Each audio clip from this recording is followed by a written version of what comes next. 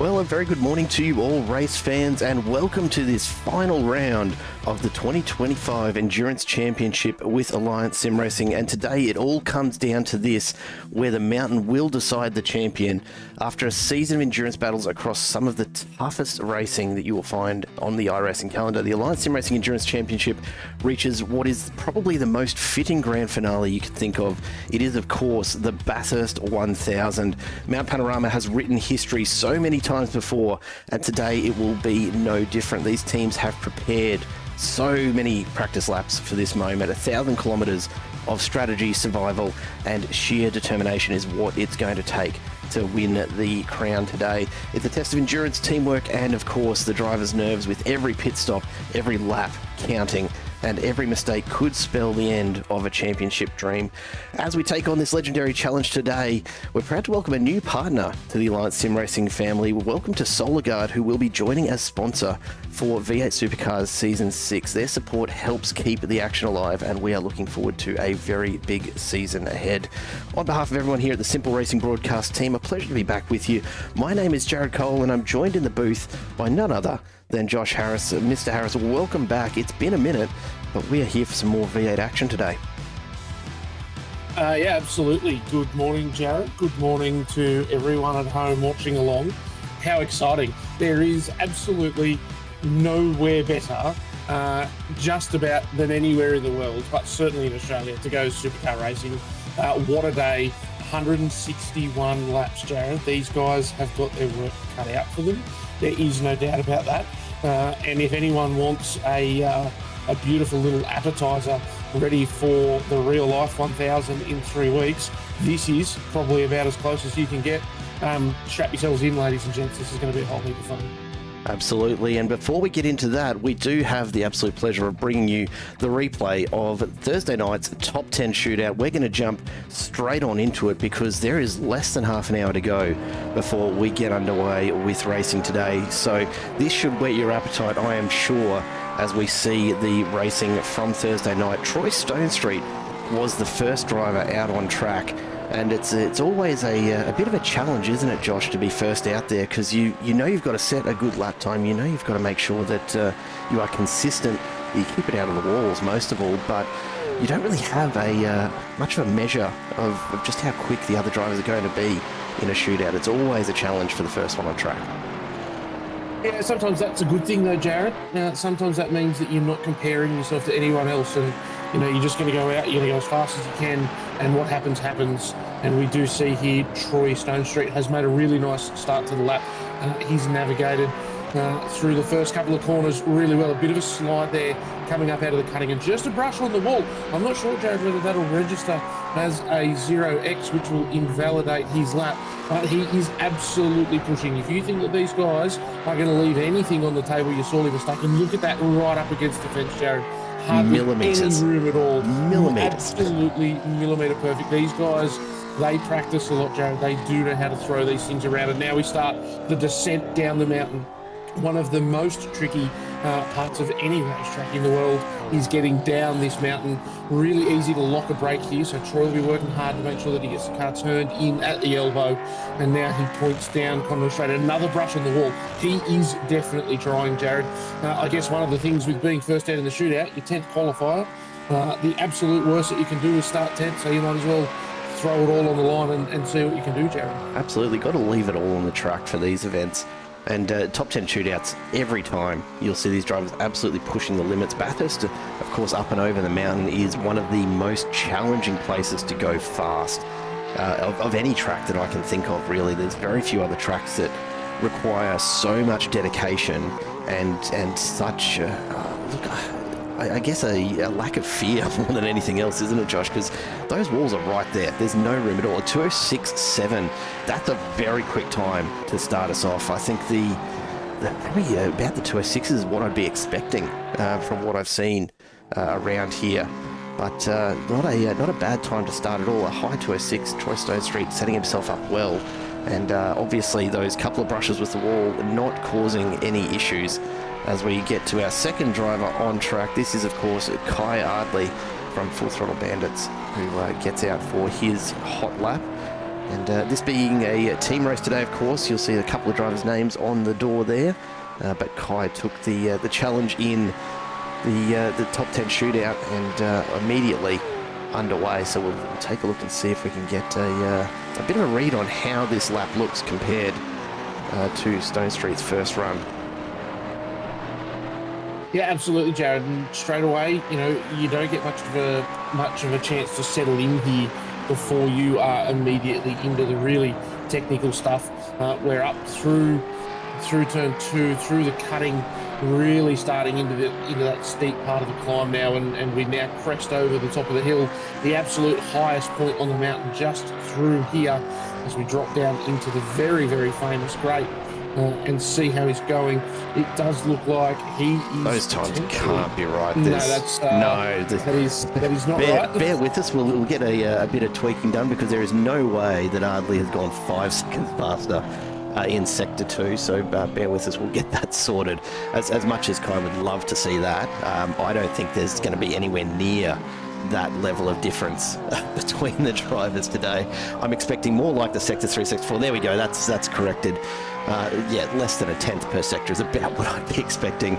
A big hello to everyone in the chat. Rebecca Clifton joining us today, and of course the support for Team Accelerate there. And Aidan, good to see you, mate. Yeah, big day in the office for us here at Simple, absolutely. We have got, though, a stellar lineup of commentators that'll be coming in and out of the booth today to keep us all fresh and to keep bringing you all the action across what we expect will be about 6 hours of racing, give or take. It does depend, of course, on safety cars, as always, Josh. Yeah, absolutely. Look at these second times, Joe. This is an incredibly close lap. We are not going to see huge differences in time across these 10 cars today. Kai Ardley rounds the last corner and shoots across the start-finish line, manages to put 0.34 of a second on Tony, on Troy. Done a fantastic job there to hold his position. We now get our first chance to look at an Angry Birds car, Jared. Matt Vanderkraan, a pretty safe pair of hands.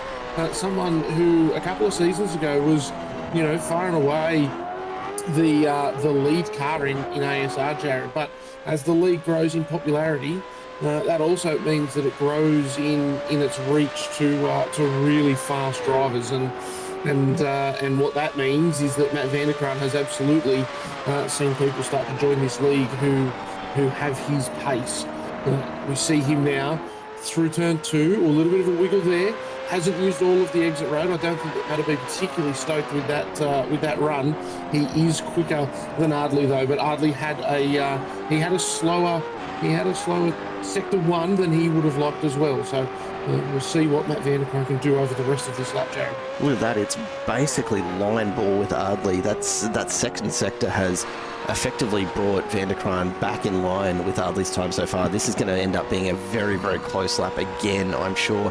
G'day Zoe Vandermeulen, great to have you along with us again for what will be a cracking day of racing. Sean Vandermeulen, of course, will be out on track representing as always. We'll see him, I suspect, a little later on in the day. Of course, 2 drivers swapping back and forth across the course of 6 hours. As Vanderkraan completes Sector 4, I tell you what, this is a real roller coaster for Vanderkraan. Up in Sector 1, down in Sector 2, up in 3, down in 4. And if my maths is any good, I reckon he's ever so slightly ahead of Ardley's time right now. But we're talking hundredths, if not thousandths in it as he comes down to complete Sector 5. Yeah, absolutely. And of course, now the biggest stop on the whole track, one of the fastest corners in world motorsport there, coming through the kink into the chase, laid onto the brakes. This is going to be tight. Onto the brakes. Manages to climb that curve really nicely, Jared, and you're absolutely right. 6 thousandths in that last sector into the final corner now, getting it stopped at Murray's, get it turned in, and then the short little shoot down across the start finish line as we see Matt Vanderkraan slot into second place for 1/100th of a second off Kai Ardley's time. These guys are really putting a show on for us. Now we get to see the one and only Mr. Vandermeulen in his world-famous fire suit, Jared, and we will see how he goes as he sets out for his top 10 lap. No giving this one away for us today, Zoe. I'm sure Sean's already told you how he went on Thursday night, but let's see what he can do here today. Gets it going up Mountain Straight, and this is always a it's probably a chance to take a breath as you look towards the mountain ahead, because you've really got to focus in as you get up towards Griffin's Bend.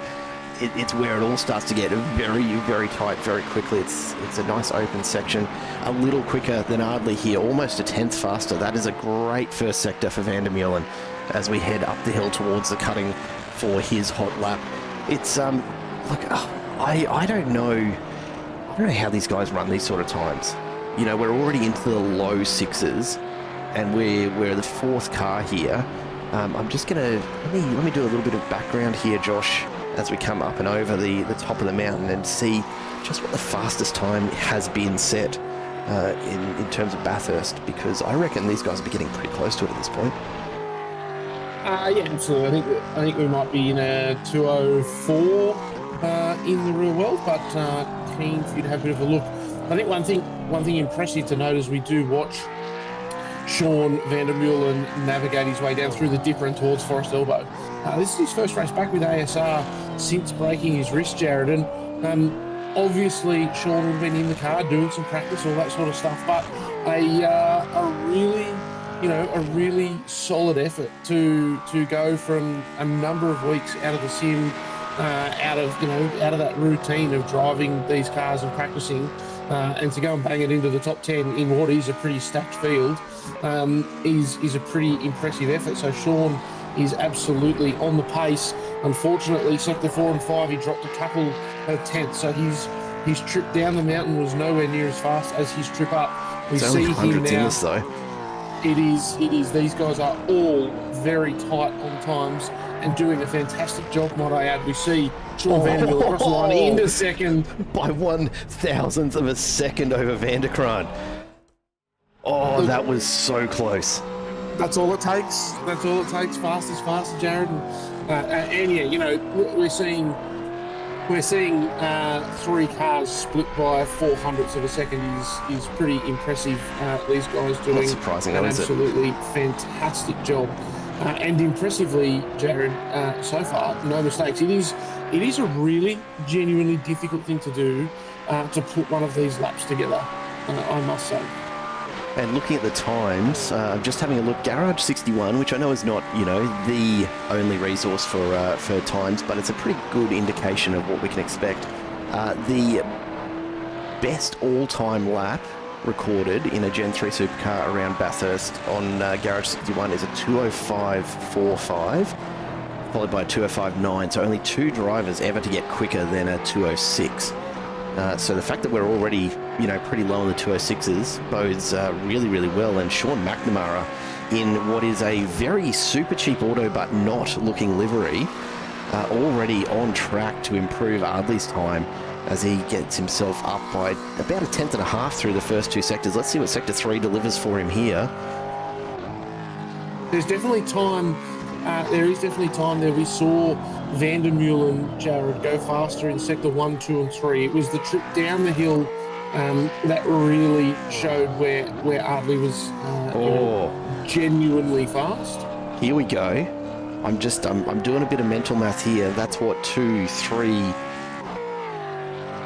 4 tenths up at this point. Yeah, that's fast. McNamara's on for a 2:05. He's on for a 2:05 here. If he can get us stopped in the chase, he will go a long, long way to getting himself set up for 2:05. There is no doubt about that. This is going to be a fun lap no matter what. And you see there, Jared, you want to know just how hard Sean is pushing. Launching over that inside curb at the kink at the chase takes a huge amount of confidence, because it is so easy to get the car unsettled there. We see him, he gets it stopped, he gets it turned really nicely at Murray's corner. 2:05.992. Across the line. He's done it. We see a 5, Jared. We see a 5. Sean McNamara breaks into the 2:05s. And look, if we take Garage 61 as a pretty reasonable resource, he's one of only a couple of drivers ever to get into the 2:05s. That is an absolutely cracking lap from McNamara. Psychologically, how do you reckon that feels for the 5 drivers still to run their laps? Because that is blisteringly fast. I had a quick squeeze at the qualifying times the other night, Jared. I didn't spoil the top 10 shootout for myself. but I did have a quick squeeze at the qualifying times. I think that there's a number of people in this league that aren't running Garage 61 that get in the fives. I reckon there's still more pace, Joe. I think that we will see. Wow. I think that we'll be somewhere down closer to a mid five by the time that we finish. But for now, we see Thomas Freeman from OPR absolutely starting to light this one up. He has put his best foot forward through sector 1, only 8/100ths in it. This is on track already to be a really fast lap. We see him now climb up over top of the mountain. He has lost nearly 2/10 there. We'll see what he can do on the way down the mountain, Jared, to see whether he can claw this time back. Yeah, it's look, I mean, he's up against a very, very quick time, and we are talking just tenths in it. I will say Thomas Freeman currently holds the fastest lap for this season on Garage 61 of a 2:05.917. So he's got a 5 in him, but he's not on track for it here today. And you got to wonder, is he maybe just holding back a little, knowing that it's better to place a bit further up the field than to crash out altogether? You know, if he knows he's got a 2:05 up the sleeve, he's got about 4/10ths to play with back to Ardley in second, but he's used up a lot of that already on the run. He's down, 2, 3, 4, we'll call it about 4/10ths down on McNamara, so this is going to be very close to Ardley's time if he keeps this up. Pulls back another 10th, though, in Sector 5, so needs to make a very, very solid run to the line here to try and cement second place. He's not going to catch McNamara's time, but can Freeman put this on the front row? Well, I guess we're about to see. He has got it stopped once again. It is so difficult, Jared. I keep on talking about it as he drops into third place. Only a couple of hundredths. I was going to say Ardley, Freeman, Van der Meulen, Van der Kraan. So close. 400ths between them. So close. That's ridiculous. Well, and yeah, exactly. Like 400ths across 4 cars. He's just insane. But, super impressive. As we see now, Jason Bentz sets out on his lap nicely through turn 1. More difficult at that corner than it looks, Jared. When you draw it, it just looks like a nice, easy 90-degree corner. There's a couple of funny little camber changes in the middle of it. Maximising through that corner is actually more difficult than you might imagine. Oh, the hell corner is awful. No two ways about it. The line that you have to take through there to be quick, it really unbalances the car as you clip the curbs, and it's so easy to step the rear out and indeed spin these cars. The fact that these guys even keep it straight and run these sort of times is beyond me. It absolutely is. G'day Sarah, hello Justin, welcome to the chat. Good to have you along for today. I'm expecting it's going to be some good racing. We're getting closer and closer to the green flag. Only about, 10 minutes, 11 minutes or so until our 11 a.m. start time. And we have just a few drivers left to show you here from Thursday night's top 10 shootout. Jason Bentz looking on track for a pretty quick one. Lost a lot of time though through Skyline, a half second, so that's going to set him back a long way here. Can he recover any of that on the run down? This is a really, really tough part to find any time in. A big slide as he gets down towards Forest Elbow, locks up that rear left. That'll slow him down on the exit. Doesn't quite tap the wall, very close to it. Somehow manages to keep it more or less on with McNamara's time, but definitely needed to pick up some more there if he wants to get back towards the top end of this field. There's a big wiggle on the way out of Forest Elbow as well, Jared, which will affect him the whole way down Conrad Straight. Obviously, with such a long, wide open throttle straight, it's always a challenge. Yeah, we see him lose another couple of tenths there. Unfortunately for Jason, he is going to slide down from his original qualifying position to where he starts this race, but these races are also these top 10 shootout sessions are such high pressure. We do see him there drop into 7th place. Unfortunately, not the time that he would have been looking for, but nonetheless, it's a solid effort, and we now hand over to Scotty Gamble. Those who are regular with us on a Tuesday night know the pace that Scotty Gamble has. I'll be interested to see, Jared, whether he can knock McNamara off. It's worth noting, Jared, I've just quickly, for a little bit of fun, pulled up the top 10 shootout results from last year's real-life Bathurst 1000. And so far, McNamara with a 2:05.992, that would have seen him starting on the third row of the grid in 5th place, Joe. Wow. Okay, that's that's something else, isn't it? Yeah, so last year's pole time was a 2-minute 5.5 set by Brody Kostecki in the Erebus Camaro. So that's our goal, Jared. If we can get under a 5.5, or even if we can get to a very low 5.5, that's a pole position at Bathurst. Yeah, that's something to brag about. And at this point, Scott Gamble is chipping away at that. He's already got almost a tenth up on McNamara's time. Let's see what Sector 3 brings. Does he have a bit of pace up and over Skyline and down into the dipper? Waiting on that Sector 3 time. Oh, another few tenths, a few hundredths rather. McNamara did until this point held the purple sector for Sector 3, still holds the purple sector for Sector 4, and he's going to continue to hold it. McNamara's run through the dipper to the elbow, Jared, absolutely set this lap. There is no doubt about that. But let's not take away from the rest of the lap. But even when people, very quickly, we saw Sector 1 and 2 didn't stay purple. Now Sector 3's been beaten by Scott Gamble. Sector 4, Scott Gamble's not a slow driver in any way that you can frame it, Jared. He has pulled a 10th in 5, but he lost a 10th and a half, close to a 10th and a half in Sector 4. That shows the commitment that McNamara showed down the mountain was immense. This one is going to be very, very close, Jared. There is absolutely nothing in it. What does Scotty Gamble do? He crosses the line straight to the top with a 2:05.8. That is an incredibly fast lap, Jared, and I've still got my times up here.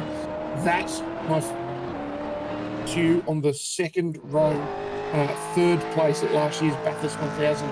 Let me assure you, that is a fast lap, and he has had an absolutely phenomenal run. As he entered the elbow, Jared, as Scott Gamble entered Forest Elbow, he was absolutely line of stone. He everything that he had gained, he had given up, and then down the hill, he managed through really what is only 2 braking zones to pull 1.5 tenths. That is an absolutely fantastic run. The commitment through the chase must have been next level. Yeah, absolute knife edge stuff, right? I reckon a millisecond later on the brakes, a millisecond earlier on the throttle, and he was probably sideways and off the track. Scott Gamble's had just an amazing run. Take nothing away from McNamara, though. 2 drivers setting 2:05 qualifying times is just, frankly, stupid pace, and I'd love to see it. Yeah, absolutely. We now hand over to Greg Favell. He is now up to pace, but unfortunately had a wiggle on the way out of 1. And that meant that he was compromised the entire way up Mountain Straight, and so he gave up 2.3 tenths on the way up the hill. It's such a shame, so hard to claw that back, and Greg would be so aware in that car. We see now Sector 3, he's gone faster than Gamble, which is pretty impressive. We'll see now how he goes in this run down the hill. This is where he's got the opportunity, Jared. This is the sector where Scotty Gamble really struggled. Yeah. It is nearly a tenth, but we've got to remember that Scott Gamble went down there 1.3 tenths slower than McNamara. So that was the opportunity. That was the sector that that there's really some pace to make up. Sector 5, now this is a challenge. This is where Scott Gamble was insanely fast. And the last little Sector 6, he was also obviously very fast. Look at how much curb he takes there, Jared, into the chase. That is absolutely phenomenal. The fact that they can hit that curb like they are and still get it pulled up is mind-boggling to me. I reckon that's an off-track. That looked to me like an off-track. I'll be very, very surprised, Jared, if this lap counts. We see Greg Favell come around the corner. We will see what happens here. Does his time register? Just held on. Holy smokes. That must be as close to an off-track as you can get. As we see now, Favell has secured himself a second row start. We hand over to our last runner, the last in our top 10 shootout, as we do see. Pressure's on now, isn't it? Yeah, absolutely. James Absolutely Scott from it is. AOTT Revolution E-Racing. Last on track, he knows what's at stake and he knows what needs to be done to get up to the front end. That's not an ideal exit from Hell Corner. Already probably putting himself behind the 8 ball a little. Let's see what Sector 1's time looks like for him. Scott Gamble and, of course, Mr. McNamara himself, both in the 205s. He's managed to hold on reasonably well. Scott retains contact, at least, with Gamble's time. Only 5,000ths of a second in it. So James Scott absolutely pushing as he exited Hell Corner. Let's see what Sector 2 brings as he gets up and out of the cutting. It'll be just around this right-hander that he hits that Sector 2 timing marker. Pulls a full 10th out of Sector 2. Wow, this is quick. I was going to say, as soon as he only lost 5 1,000ths in Sector 1, I don't know whether you spotted it, Jared, but James actually had, he lost the rear in the middle of the corner and then had another small slide on the exit of Hell Corner. To only lose 5 1,000ths tells me that he is a fast man. He now comes down the hill. This is where he's got the opportunity to really pull time on Scott Gamble. We'll see what he does here. And look at that. 2/10, my goodness. Yeah, absolutely. James Scott is on this. He will have known the time that Gamble put down. What he probably doesn't know, Jared. Josh. Yeah, 100%. What James Scott didn't know was where he could make that time. He knew that he just had to go out and go as fast as he possibly can. And sure enough, that Sector 4 where Scotty Gamble struggled, James Scott has absolutely made him look stupid. And then Sector 5 down the hill. What an exit out of Forest Elbow. Another 10th and a half, Jared. This is an insanely fast lap. There is absolutely no doubt about it. This is going to be mid 205s. The driver's starting to grid up now. We are ready to jump across to racing in just a moment. Let's see how James Scott's lap finished off. There it is, 205.285. Goodness me, that is fast. That is insanely fast, Jared. I have nothing else to say. I am staggered by that speed. James Scott, a legendary lap. That was so nearly a 204. I mean, those last couple of tenths would take so much to get to, but what do you even say? That was a phenomenal finish. Great results all around, but AOTT Revolution E-Racing car number 243 will start pole today at 205.285. Just phenomenal. Absolutely phenomenal. Yep. With that, Josh, no words. We go that racing. Is a fast lap. I don't know how he's done it. That is insanely fast. That is seconds and seconds and seconds faster than I can do around here. I don't consider myself to be particularly fast, Jared, but I also don't consider myself to be horrifically slow. That is a mind-bending lap. He has done an absolutely fantastic job. That cements that 243 car as no doubt the favourite based on pace. But, Jared, you actually don't need pace to win this race. 161 laps of this track. Like, throw all that out the window. That's great, Jared. James Scott did a fantastic job. He put himself on pole. He was insanely fast. He is now only a couple of metres ahead of second place, and he's got 1,000 kilometres of some of the most treacherous racetrack in the world to navigate, and that pace now counts for just about absolutely nothing, unfortunately.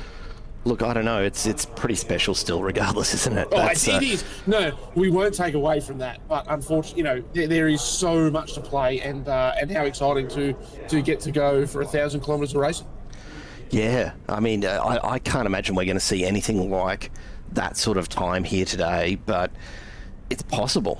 Like the fact that we even saw something that quick in qualifying, I honestly, I had no idea that we were going to see times like that in that shootout.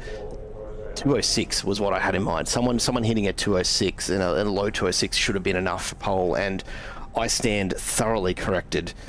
James Scott has absolutely set that team up, and John just noting that Trent Allen, as the first driver in that car, probably going to be under a little bit of pressure here to get a good start as we wait on the last few cars to grid up. And we get this one underway. Folks, I hope you are strapped in. I hope you've got yourselves a nice little beverage or some snacks to get you through what will be around about 6 hours of racing here. The forecast will be an interesting one. We've heard whispers of potential for some rain a little bit later on in the race. I don't quite know when we're expecting that might come over, but we'll watch the skies for those clouds. Right now, though, beautiful blue skies. The weather looking absolutely perfect for a start here. Just the slightest of breezes, nice and cool, 19 degrees, 31 degrees track temp, and we are looking like it's going to be a beautiful day of racing. Zach Brown with the question, anyone know who Aiden Sykes' co-driver is? I can tell you just as soon as I find Aiden Sykes in my list. I'll get an answer for you on that one, Zach. G'day Ryan Palmer, welcome to the chat, mate. Good to have you along with us. Aiden Sykes driving with Mitchell Steele Allison today in Ugangatangas Racing entry, which of course is the most difficult team Brown name in existence. Absolutely stitching you up there, Jared. He 100% is. Zach absolutely doesn't care who is in Aiden Sykes' car. He just wanted to hear you say Ugangatangas Racing, which I think that is an all-time stitch up, and I really love it. Well done. That's a lot of fun. Look, any predictions before we get this underway, Josh? What do you reckon's ahead of us here?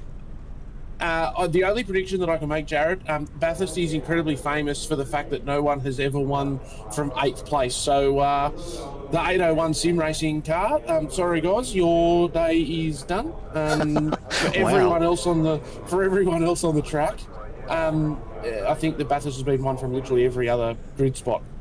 But very famously, never been won from 8th, Jared. So I'm not willing to put any other guesses on the table because, I just simply, I don't know is the answer. There's so much racing. It is so hard to put a prediction down. What I would say, the 243 car, Trent Allen and James Scott, and the 543 Scott Gamble, Scott Mackay car, they're nice out in front. They're fast. And hopefully they can stay out of any first lap shenanigans and get the head down. And I think that this is a race where being at the front helps. Well, let's see how we go. The lights are up. We are about to go racing. The flag drops and we are underway. This start of the Bathurst 1000 and a horror start there for Scott Mackay as he gets all sorts of bound up on the line as we come down to Hell Corner for the first time. The pack already jockeying for position as we see Sykes and Fraser dropping through. Cairns and Coleman also dropping a few positions. And we make our way up Mountain Straight for the first time. The Gen 3 Supercars are making all of that glorious V8 noise. We've got side-by-side racing all the way up as we get towards Griffin's Bend for the first time. Let's see if we survive this one. We do have a black flag for Troy Sipple right off the start, so whether he's jumped the start a little there or something else, I can only imagine that's what's caused that one. But to be serving a drive-through so early on, look, better now than later, I suppose. As we come up and through the cutting for the first time, and Allen leads the way up. We shouldn't see too much movement in the pack here as they make their way over Skyline for the first time. Cold tyres, and all of these drivers will be very cognizant that this is lap 1 of 161 here at Mount Panorama. Trent Allen and Jordan Ross leading it out at the moment. But the real story so far, Scott Mackay dropping 3 positions with that bog down on the start, back to 5th. Not where he would have expected to be.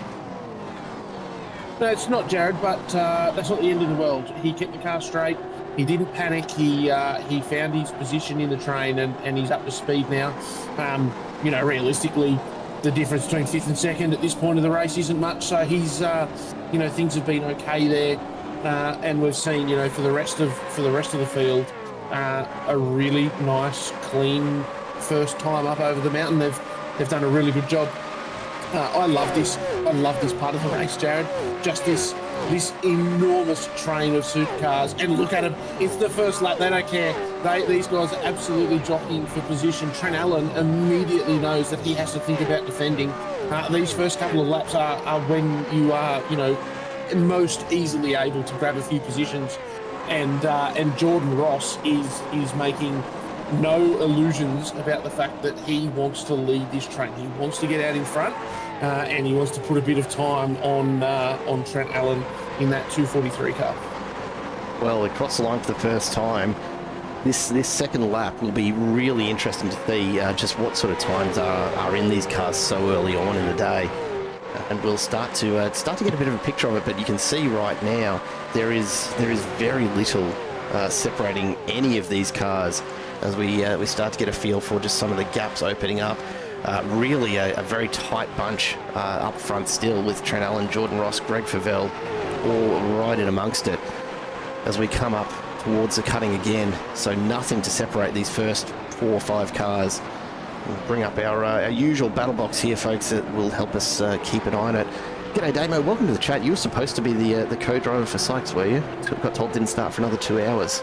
Well, I mean, as a co-driver, maybe you could have picked it up 2 hours in, I guess. Maybe he was just trying to help you sleep in. I do appreciate the prediction, though, from Rick. A car will win. I would hope so, but... you never quite know some days.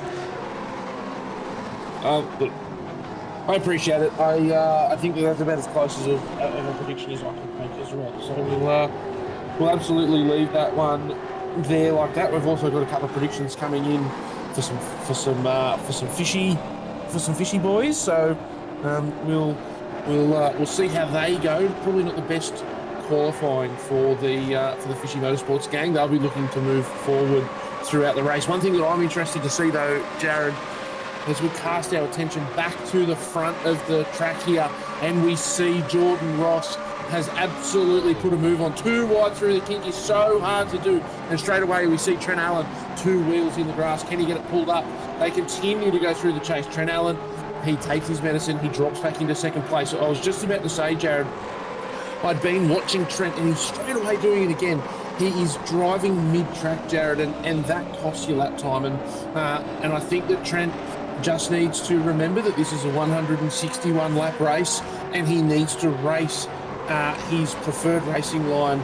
He needs to get around this track as fast as he possibly can. And you know what? If there's a couple of cars behind you that are faster, you will actually lose far less time, Jared, if you just race your line, let them through, go as fast as you can. If you're going to race mid-track, you're just going to cost yourself time. We can already see here, he's too wide again. He's going to have to defend his time because he's got a car beside him. But this is going to be chewing time up of everyone behind him. And really, contact! As we see, there's our first crash. So that's driven Jared by, absolutely, and collected on the way through. I'm not sure who by. Everyone doing a fantastic job of avoiding him at the moment. Unfortunately, that really is a result of that. I'm certainly not Trent Allen's fault. He wasn't the cause of that accident. But by racing everybody, we find ourselves in these positions where people are a little bit out of position. And unfortunately, there for Greg Favell, found himself on the outside at Griffin's Bend, and very, very easy to get some oversteer there. Jared got himself up on top of the strip, got himself all sideways and fired back across the track in front of someone else. I'm not 100% sure who it was that he hit. I'd love when we get a chance to go back and have a squiz at that. We'll absolutely be having a look at that. Because that's a real shame. Greg Favell managed to qualify all the way up in 4th place. We just see here, Greg gets a run. He knows that Trent's going to defend, so he goes on the outside. That does leave Trent. He's got no option here. He has to run too wide through. They go too wide. Griffin's corner so hard. You see there, Greg Favell out on that grey stuff, and he just gets a little bit sideways and gets into the door. I'm not 100% sure who that is. Maybe Troy Stone. I think that might have been Kai Ardley, actually. We take a look. That is the livery of Kai Ardley. So, look, I'm not going to put anything at Ardley's feet. I'll let the stewards have a look at that. I think, though, Favell's actually done most of that to himself, just getting a little bit loose, pushing a little too hard out wide. And, look, I mean, these times with full tanks, you can see we're only seeing like 2:09, 2:10 lap times, but with a very, very full tank in these cars, it's going to really change the dynamics of these cars as they start to load up. And it's one of those things that's going to happen. Griffin's is notorious for it. There's such an early build-up of debris and marbles on the outside there, and all that needs to happen is you're already a little bit loose and you start to clip that outside curb, and it completely changes the suspension geometry on the car, and just like that you're sliding, and if you can't pull it up, look, maybe Fevell would have been able to get it there if Kai hadn't been where he was, but once he starts sliding across in front, there's nothing that he could have done. No, that's really, it's such a difficult thing, Jared. It's nearly impossible to go too wide through Griffin's there. There is only one line, and that is tucked all the way down on the inside. In the little drain that's there, it really grips the car up and pulls you through. As soon as you miss that inside line, you just lose so much speed, trying to wrestle the car, and Fevell there doing everything he can to keep the pace up, and just unfortunately got a bit of a slide in. Probably in my very quick opinion from one look, probably no one driver did anything broke any rules there, Joe. That's really a little bit of racing, and I think that if we, every race driver, when they watch these things back, they realise that, in hindsight, every single person that's involved could make a different decision, but these decisions are made so fast and with such big consequences. I don't think anyone did anything wrong, Jared. No rules were broken. I don't really expect to see a penalty, but such a shame to see Fevell all the way down from second row of the grid from memory, to probably absolutely dead last, with only 5 laps in the bank. So it's a real shame. Yes, Vanderkraan had a really good crack at Ardley there, coming down Conrad Straight, decided to drop back in behind. Now Anthony Visma finds himself on the inside of Stephen Varga. They come through Hell Corner. David Coleman running a suspiciously retro-looking livery on that Fishy Motorsport car up in front. DJR, I believe. That is definitely DJR. I think it's a fantastic looking livery. Done a really nice job of combining what is an instantly recognisable livery with his own fishy branding. I think that's an absolutely fantastic mashup, and a big kudos to whoever has put that together. This battle for around about 9th, although it's a bigger train than that. Really, everyone just kind of lined up behind Will Buchanan in 8th. So you've got Buchanan, Cairns, Coleman, Visma, then Vargs, Simon Haynes is in it, Mick Clifton not too far back. You've got less than half a second between this massive train of cars, and we're going to see a great view of this, I'm sure, as we get to Conrod Straight. A big gap starting to open up, though, ahead of Buchanan, almost 3 seconds forward to Stone Street. And that trio of Ardley, Vanderkraan and Stone Street, and then of course Allen, Mackay and Vandermeulen. But right now Jordan Ross taking full advantage of the early run, up a couple of positions from the start and out in front by almost 3 seconds over Allen. So starting to establish an early lead here, but again a very, very early lead. Ryan Palmer just calling out that he heard that crash before it happened. Not surprised, honestly. Jamie Dyke, welcome to the chat, mate. Hope you've got your racing gloves ready for today. It is a good-looking car, though. Absolutely. As we come down into the chase once again, we've got side-by-side Will Buchanan almost able to hold off Cairns, but not quite able in the end, and Cairns goes through as we get a little bit of a changing of the guard, and these drivers start to settle in. We've got the two Quantum Racing cars just... look, not competing, but just not giving up too much of anything. Luke Allman, don't know what happened. Everyone disappeared, then it kicked me. That's a good question, Luke. I want to say that maybe you were stuck in the original session. I know they did have to change race sessions about half an hour out from the start of the race today. So yeah, don't know quite what to tell you there, Luke, but hopefully you can get back into it. Oh, this is in this race, was it? Oh, just iRacing things then. I suppose that is one of the things, isn't it, Josh, that real life racing has over sim racing, is that once you're on track, you don't tend to just vanish from it. That's a general rule. Well, yeah, as a general rule. But it's what it is. Greg Fevell man on a mission. Jared, he's repaired that car. Probably not the happiest bloke on earth at the moment. Has just punched out the fastest lap of the race with an 8.7. Well, he's wanting to get back up front, that's for sure. Yeah, I probably wouldn't be stoked either. The other thing, Jared, the only other car in the 8s, Jordan Ross, he has the best lap of an 8.978. Trent Allen in second place with a 9.4. That really shows that speed difference between Ross and Allen, and and why Ross was pushing so hard to get that move done early in the race. It was really important for him to move forward and start to put his best foot forward. I'll be interested to see how he goes from here, and whether he can hold that pace, because he's definitely moving at a pretty rapid clip. Oh, we see there Dave Coleman Bit of a nudge into the back of Buchanan. letting Will Buchanan know that he's there.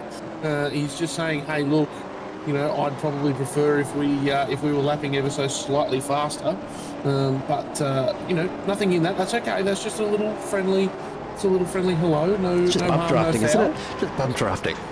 Yeah, I don't think that you're meant to bump draft in the middle of the chase, but I could be wrong. I mean, Dave if you've got the Coleman's skills for probably it. better at it. Yeah, he's better at it than I am. There's no doubt about that. So we won't make too many comments on what you should and shouldn't do. I probably shouldn't comment on what Dave should do.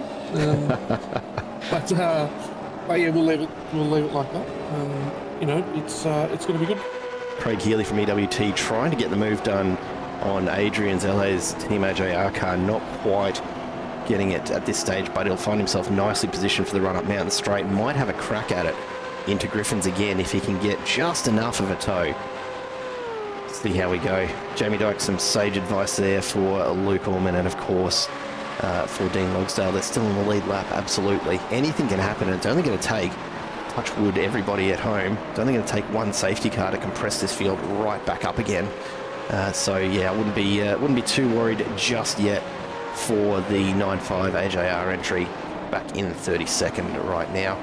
We'll point that out for the viewers at home who are new to the coverage here. Our timing tower only covering 30 drivers generally, but you know what? Given that we've got the 32 cars here today, and everyone probably wants to see everything that's going on, let's extend that just a little and make sure we pick up everybody on the stream here today, because I think there's probably at least a few viewers for every team here today. Yeah, absolutely. And one thing that I know, Jared, Dean Logsdale isn't exactly the slowest bloke on earth. So, as Jamie Dyke said, still on that lead lap. As we see here, Coleman putting the move on Will Buchanan through the chase. He was fast into the chase last lap when he gave him that touch, and now he's saying, no, Will. Oh, there's contact. That's a real shame. Very hard to tell from this angle who was at fault there, and unfortunately, Dave, regardless of whether he was at fault or not, he has lost a couple of positions. So that's a shame. Big shame as well for Will Buchanan, who has been turned around. That looked to me, Jared, like the most likely thing that we would see on a replay was Will Buchanan committed and just drifted wide. Couldn't keep the car tight enough given the speed that he was doing through there. So that's a real shame. Very early on in the race to be committing those, to be turning or getting turned around. No matter how you look at it, bit of a shame there that that those guys weren't able to play just ever so slightly nicer together. But we see here Dave well and truly committed on the outside, gets that fishy car turned in, and yeah, unfortunately, Will Buchanan either fully grip limited and not able to hold the car tight, or didn't realise that Coleman was still tucked up there on the outside. Regardless of which way you look at that, a real shame for both of those guys involved. But we are not even 10 laps in yet, still a huge amount of time to go. So head down and keep moving forward. They'll be back in the hunt in no time at all. Absolutely, they will be. And have a look at this lineup. The battle for ninth behind Bisma right now. Bit of a gap opening up really towards Damien Cairns, another 4 seconds up the road. But this line this is what I love about V8 supercar racing at Bathurst. A little touch of the wall there for Haynes with Vargs, his teammate behind him. And they come down Conrod Straight and you just get this beautiful lineup of V8 supercars. It almost pains me to admit I've not seen Bathurst in real life, but geez, it's on the wish list. Yeah, absolutely. It's pretty cool, Jared. There's nothing like it. Is the only thing that I'll say. Yeah, just the raw sound from these things. Look, I might hang in there. I don't know about you, but I'm pretty keen for the Toyota Supra to join the fray here. I'm looking forward to not just from an iRacing perspective, but real world. I don't know. I like the shape of the things, and I know it's very, very far removed from the showroom floor Supra. But well, I the think showroom floor Supra doesn't exist anymore. Jared, there is that, to be fair, right? You are correct. It is a long way removed from a showroom. It actually exists. Yeah, that's a fair call, Josh. No, I think you make a good point though. I think everyone's excited about the Supra. I really hope that they get it scanned into iRacing. That would be very cool. But yeah, I mean, is there anything cooler than our own local racing series having the biggest manufacturer of cars globally racing with us? I think it's pretty awesome. Yeah, you hear so much said about the decline and the predicted death of supercars. You bring Toyota into it, and all of a sudden it doesn't look like going anywhere quite so soon after all for all the detractors of the series. So yeah, I'm pretty keen on it. It's going to be fun, and I can't wait. It's only this time in 2 weeks, Jared. I'll be hitching up the caravan, ready to shoot off to Bathurst the very following morning. As we see here, cars too wide coming up over the top of the hill, Jared. There's probably nothing scarier in motor racing than that. These guys are brave, man. They have some big kahunas if they are willing to go too wide. We see it doesn't last very long. They slot back in, line astern. Troy Sipple, take a bow, my friend. Whether you wanted to be too wide or not, you survived it. That was pretty impressive. Certainly not something that I'm prepared to do very often, Jared. No, I will avoid at all costs, as we see. Oh, big crash in the dipper. Big moment there for Galloway. Manages to get it moving again and doesn't hold anyone up too much. But will of course bring the cars behind a little closer than they were a moment before, as up ahead Troy Sipple locks the brake, just trying to get it pulled up behind. Adrian Zelle is going to have a great run down Conrod now as they come under, of course, the Ned signage. I will say this much, I find it really interesting that the scan for Bathurst includes the Ned whiskey sign, and yet iRacing have a blanket ban on alcohol and tobacco liveries. It's a very, very interesting one, and I assume it's a licensing thing more than a drug and alcohol approach. Yeah, I'd say so. Either that or they don't know what Ned is. I mean, maybe someone really argued hard for Ned on the basis of the Ned Kelly legend or something like that. I don't know. Who knows? I find it most interesting, Jared, that there's actually some quite new signage around Bathurst. And then you go through turn one here where there's all the West Track signage who haven't sponsored supercars since 2013. There you go. Isaac jumping into the chat. He'll be joining us in just a few minutes as a co-commentator. But just giving us a bit of the background, the scan originally had Jim Beam on it and was replaced by Ned Whiskey at Supercars' request. And also Repco replacing Supercheap Auto during the E-Series. Yep. So there you go. Nothing like a bit of real-world requests from the powers that be to get this signage changed, eh? No, and of course, and that it is the Repco signage on the front. Oh, I just noticed there, Jared, in that shot, Cooper's Mild, who are the official beer supplier of Supercars. That wouldn't have been on the wall at the time of the scan either. So it's interesting, isn't it, that Supercars have gone through and any of their current sponsors who compete with a sponsor that was in the scan, absolutely being booted. Yeah, not surprising. And so it gets very messy down into Forest Elbow. Big hit on the wall there. Straight into the corner of that tyre wall. Surprised that the engine's intact, but that's going to be some repairs. for Aidan Sykes in the Ugangatangas Racing number 24 entry, and he's going to have to wait it out to get it moving again. So that'll be a pray for a safety car moment to catch up a bit of time there, I imagine.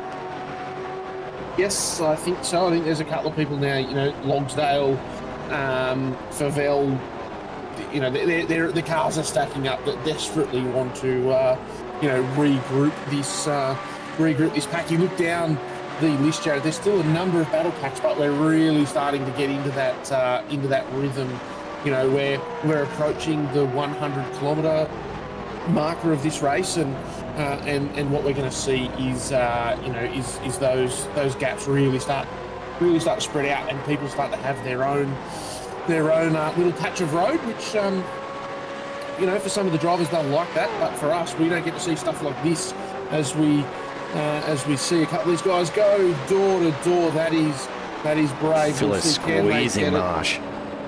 Yeah, absolutely. Marsh probably just a little bit late onto the brake there. He could have got it tucked in on the way in and really pushed Phil Ho all the way out of the corner. But some beautiful racecraft nonetheless. These guys having an absolute ball as we look back to Vigor and Will Buchanan. Obviously, Buchanan suffered that spin a couple of laps ago when he tangled with Dave Coleman.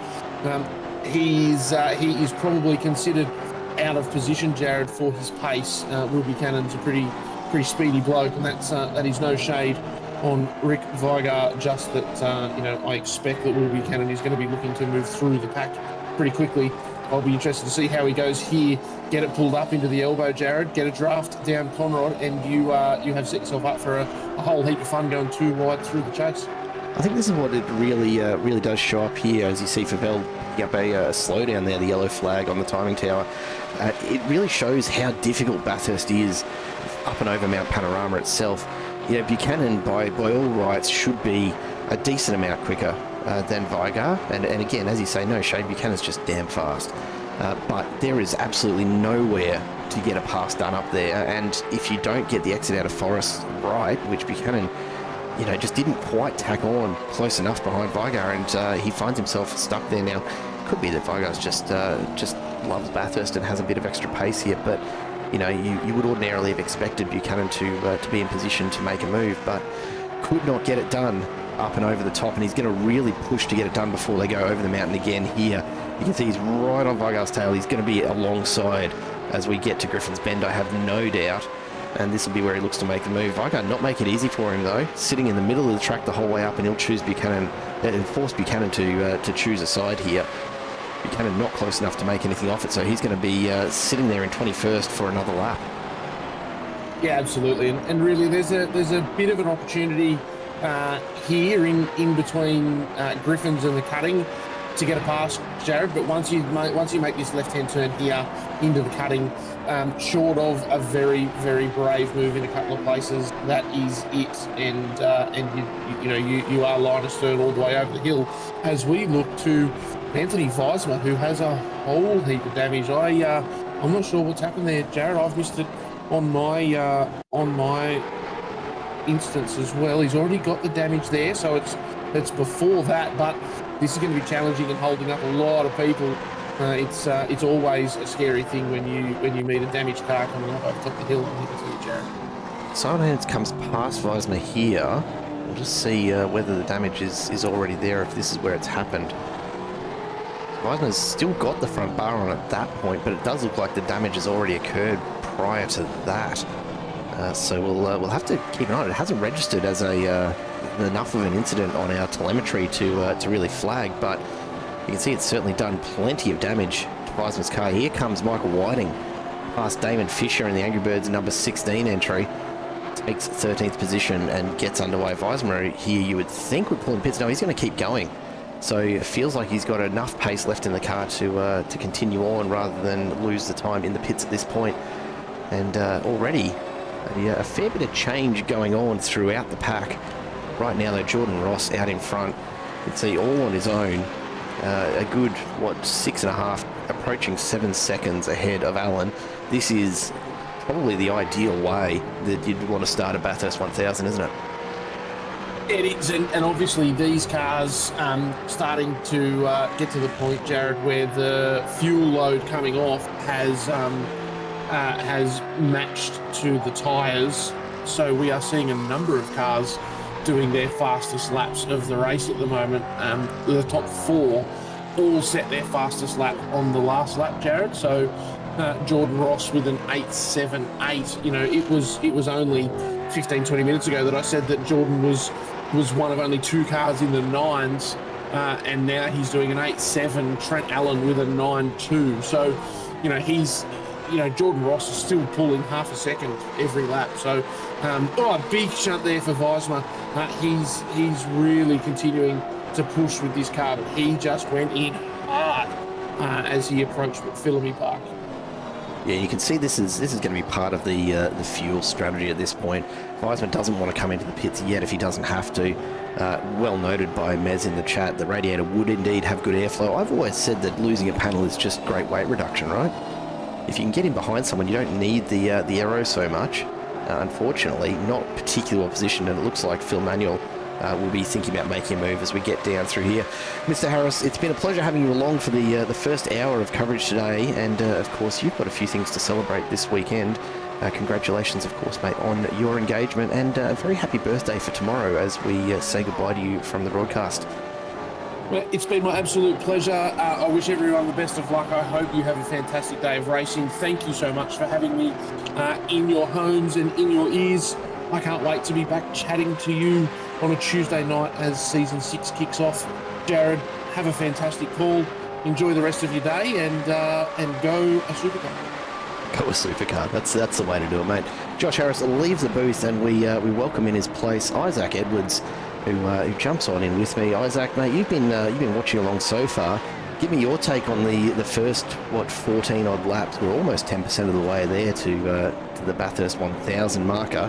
It's been an interesting start, hasn't it? Yeah, 100% has been. A few spins, few accidents. It's kind of typical of what you get with Mount Panorama with these cars. Well, I mean, it wouldn't be Bathurst without it, would it? It's a tricky place. I'm quietly a little impressed at the lack of safety cars so far. For all of the damage, everything we've seen, it's been out of the way enough that these guys have managed to limp them back to the pits safely, and it does make for not only a nicer flow of racing, but also a slightly quicker race all around, which I think a lot of these drivers will probably appreciate. Big moment there. Kai Ardley has just had a massive moment in the background as he hugs the wall going around. That car is in bad shape, but again, we're talking about limping it back to the pits. Yeah, that's not the ideal that's not how you really. Yeah, I don't think you're meant to start the car. I like that, but yeah, at least we shouldn't have what happened in the real life 1000 last year, which was an absolute snooze fest. No, we've had plenty of action. Ardley is somehow holding that straight. I have no idea how. Look at the angle on that front end. That's going to be bad. Oh, this is going to get really sketchy. Oh, tries to get off the racing line as much as you can. Oh, I had no idea how that car's still turning in any direction at this point. It would be turning like, oh, that's terrifying. Not only for Ardley, but for all of the drivers coming past. You're not expecting to see a car going at such a slow pace. No. As he tries desperately to stay within the lines on the entry to pit lane. We'll go back and we'll take a look, see if we can see just what happened there for Ardley. I don't see much of a listing of anything that's happened in terms of our telemetry. So he's hit the wall pretty hard, but it's not been enough to register as a full-blown crash, which means he certainly kept some pace up in doing it. Judging from that little shot that we had, it looked like he just lost it on his own. Must have gotten off into off of the marbles, and knowing the nature of Mount Panorama, given I've walked this track a few times before the 6 hour, as we can see the replay here, all the rear steps out, bang! That's a huge hit. Matt Vanderkraan just makes it around the outside, a little bit of a tap, but Yeah, Ardley copping massive damage from that one. That almost reminded me of Tim Slade's crash. I think it's the opening round of Supercars a few years back. Double shifted coming down that section, but instead of going in headfirst into the wall, he slapped the car side on and was... Yeah, I almost wonder if Ardley clipped the inside wall there that shot him out or something like that. It's a really odd angle to be coming at the wall there, but in any case, it's absolutely not what he had planned. Oh, no. We stay with this battle for 10th for the moment. Stephen Varga fairly comfortably leading them at the moment. Clifton under a little bit of pressure from Whiting and Fisher behind. They're just lurking in the background, but we approach now the 100k mark, just ticking by, and the news out in front is really all the same. Jordan Ross out to a massive lead, almost 7.5 seconds right now. The next few drivers starting to space out a little bit as they settle into their rhythm. Trent Allen down a position from his starting point. Scott Mackay has climbed back after his horror start to third. Dropped a few positions off the line, just absolutely bogging it down when the green flag dropped. But the drivers all starting to just get spread out a little now. This is the tightest battle on track at the moment, but of course plenty still going on as the drivers get ready to really just settle into their fuel strategies, and this is where the bulk of the race, although it is fairly processional at times, isn't it, Isaac? It's where the race is really won or lost, is how you play it through the mid part of this race. You know, get settled in over that first 100 k's, and then about 800 k's to go. A 5-second penalty there issued for car number 5, that's Kai Ardley, for the contact with Matt Vanderkraan's number 180, which is, look, not incredibly surprising. I don't know that Ardley had a lot of anywhere to go, but certainly made it very difficult for Vanderkraan to get past without that contact. Yeah, there's not much Kai can really do. Like, he smacked the wall head on, and I don't think he would have had much control of the car going into the elbow. So one of those things, isn't it? Do you keep rolling, or do you jump on the brakes and just pull it up? I think Dandridge did, and he was probably a little unlucky to collect Vanderkraan on the way through. Yeah. But at that point, you know that the cars behind you are going to be coming down already at max effort on the brakes. It would have almost been better for Ardley to just let it keep rolling straight into the tyre barrier rather than try to pull it up and make the turn. In any case, what's done is done, as Ross sets the new fastest lap, 2:08.696. So we're still a good few seconds off qualifying pace, but that does not mean that these guys are driving slow at all. The tanks are starting to empty, but of course these tyres will be starting to just sort of level out a little bit as we get to towards about that lap 20-25 mark. I suspect we'll see some of these drivers trying to push maybe even as far as 40 laps from a set of tyres. I haven't done the maths on the fuel burn though. So I reckon Ryan Palmer's probably got a pretty good idea there. Ryan, if you've got any clue on the fuel burn and just how far they can make it on a full tank here today, that'll be an interesting one, because I think that'll be the limiting factor. These tyres probably will be feeling very greasy and really lacking grip by the 40 lap mark. But this is one of the few races where you've got the distance to really try and stretch out a fuel strategy, isn't it? Yeah, it is 100%. Like, here in the little battle packs you have here, you don't want to be burning up the tires too quickly to try and catch up. You just want to try and settle into your own rhythm, and when the tires really do come alive, really start having that moment to strike. It's a very slow pit lane too. The entry to the pits here at Bathurst is one that you have to really get right down about probably 40-50k an hour as you hit that last kink. A little bit of a contact with the wall there for Simon Hedershout in the fully served United SLS Racing entry out just ahead of Phil Manuel. You've got to really slow it down, and that's where the most gains can be made from the fuel saving strategy. If you can get an extra lap on your competitor and really extend a bit further out in front of them, give yourself a bit more room to make your stop as fast as possible in and out, it just might be enough to pull an extra position or two each time they do change over. Out in front, though, Jordan Ross really setting up to have virtually no concerns whatsoever as far as his pit times go, because he has such a massive lead already in this race. Not so much here for Stephen Varga, slowly getting reeled in by the likes of Clifton and Whiting. We're going to have some side-by-side action here, I'm sure, if not this lap, if not next lap rather, than probably the one after, as Clifton looks for an opportunity to come past Vargs. Now, the question here really, Isaac, is do you actually make the pass, or do you slot him behind and you take advantage of the fuel saving that the slight bit of aero behind Vargs will provide? It's a hard call. It is a hard call. It's like the lesser of two evils. Like, if you make the pass, you could have a good pit lane strategy and could fly ahead, but at the same time you could try and gamble for an undercut. As we see, Whiting looking to have to go to spend, but thinks otherwise. But it's like, do you pass and try and get a gap, or do you just go for an undercut? For me personally, if I know I'm not going to pass, I'm going to try and go for an undercut.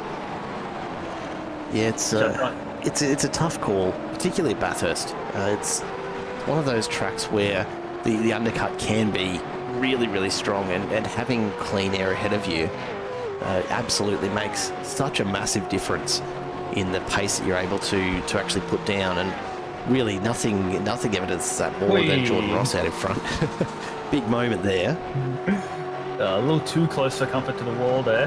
That's what you've got to do for Bathurst, though, isn't it? You've got to really risk the paint, and I think I've heard it said many times, if you come away with this, come away from a race at Bathurst without leaving a bit of paint behind the walls, then you're not actually racing hard enough. No. And we've seen with, like, the major Bathurst events, the 1,000, the 12-hour, even the 6-hour, you get a lot of these drivers like driving on the ragged edge of perfection just to try and either get a leg up on the competitors, or even try and win something out of it. Big ask. We'll take a look back, having a look at some of the early casualties, I suppose. Greg Favell obviously needing some repair work done. Find himself a long way back and some work to do. I'm just having a look for where Will Buchanan's ended up in 18th now, as he continues to climb back towards the front of the pack. Probably the saving grace for Buchanan at the moment, after that earlier spin from the contact with the Fisher Motorsports car, is that he is finding himself in a part of the track where there's a lot of room between cars, and he's only really having to look at passing one car at a time, which makes a huge difference in the sort of progress that you can make. At this stage, finds himself back up to 18th, still 8 places behind where he started, and trying to reel in Anthony Weismar out in front, who is, though, maintaining a fairly reasonable gap despite the damage to the car. This little foursome here, though, the battle for 10th, is still going on, and no one really making the move just yet. Whiting's had a bit of a look a couple of times, but Clifton not quite doing enough to hold him up. He's keeping pace. It looks like he's lost a bit of time to Varga. He's slipped back quite a bit and back into the hands of Whiting, so he must have burnt up his tyres a little bit, trying to catch up, or even try and fight with that's close, with Varga there. So there's a possibility that Clifton could be the cork in the bottle, and that's a really defensive line heading it down into the S's.